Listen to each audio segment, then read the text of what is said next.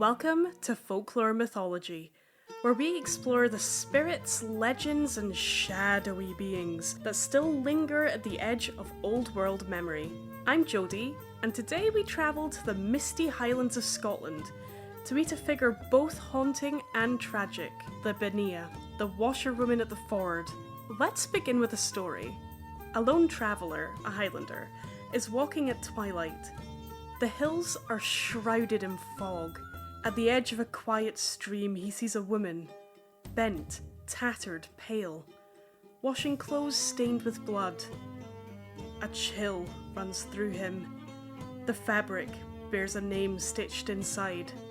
It's his name. Before he can flee, she turns and whispers, "You were not meant to see me." She is a Bean Nighe, and death has marked its course.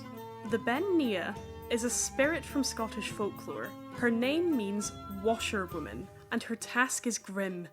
She scrubs the bloodied clothes of those fated to die. But she is no mindless monster. In many versions of the legend, the Bean Nighe is not born a fairy being. She is created.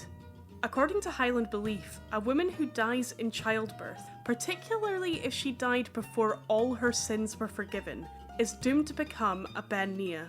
Her soul is bound to this task, washing clothes or shrouds for the dead, until the day her time of penance is fulfilled. She is not simply an omen of death, she is the echo of a death-denied closure. Imagine it, a young mother lost too soon, her spirit tethered to rivers and fords, unable to rest. It's a heartbreaking image, one that adds depth and sorrow to her eerie presence. This belief links the Bean Nighe to both grief and injustice. Her endless washing is not just mystical, it's penance, punishment, and a mourning, all in one. This image of someone endlessly repeating the task as penance is not the only version of the tale. In some tales, she's a fairy woman, part of the otherworldly realm. In some accounts, she appears hag-like, with webbed feet and long breasts that she throws over her shoulders so they don't get in the way of her scrubbing. In others, she's more youthful, even beautiful, but always she's bound to the water, forever cleaning what cannot be made clean. There is one small hope if you happen to come across a Bean Nighe. If you can catch a Bean Nighe without her noticing, you can demand answers. Whose name is upon the clothes in which she scrubs?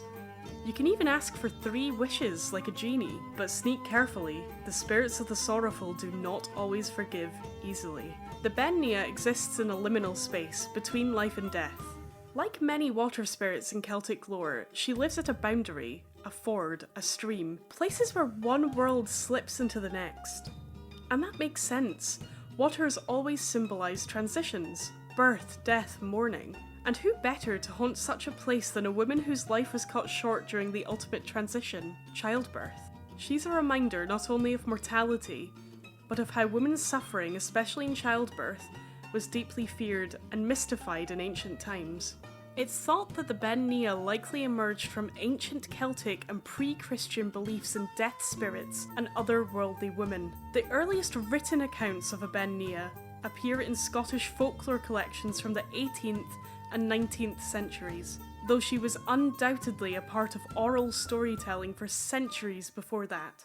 Even today, the Bean Nighe shows up in horror stories, folklore books, and ghost tours. She's sometimes lumped in with banshees, but she is uniquely Scottish, fierce, sorrowful, and bound by a mother's unfinished fate. So next time you hear water rushing at dusk or glimpse a pale figure beside a stream, pause. You may have stepped into a place where grief still lingers.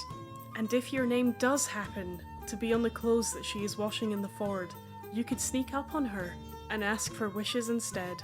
Thank you for listening to Folklore Mythology. If this story of the Bean Nighe moved you, please consider sharing the episode, subscribe wherever you get your podcasts, and tune in for more legends from Scotland and Ireland.